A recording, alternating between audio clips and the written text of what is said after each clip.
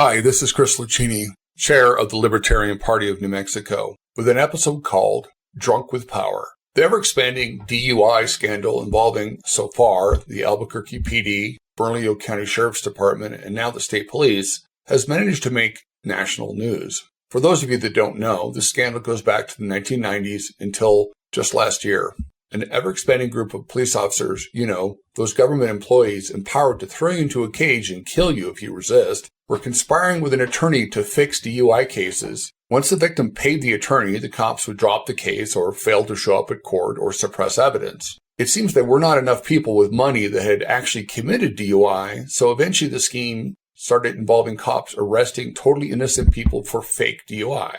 Even though many of these people blew zeros on the breath alcohol test, their cases were not dismissed until they produced the many thousands demanded by the crooked lawyer. The cops were then paid out of those same funds. Now we get to the real scandal. Everybody knew, or should have known. So far there are 16 cops and 2 lawyers directly implicated. This list will get longer. These are across all of these jurisdictions. No one in management ever noticed the patterns of cop missing required court appearances or that people that were factually innocent were still in the system. Nobody noticed for almost 30 freaking years.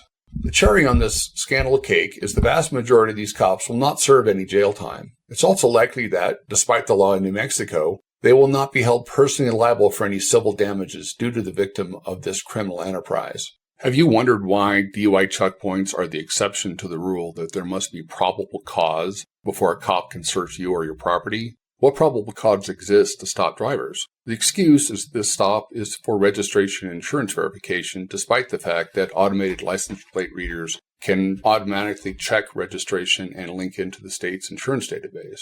There is no need to stop anyone for these checks. Unfortunately, the Supreme Court of the United States has ruled that pretextual stops are allowed. In other words, that a made-up reason is good enough to stop people peaceably going about their business. What is a pretext? It's just a lie told by people in power.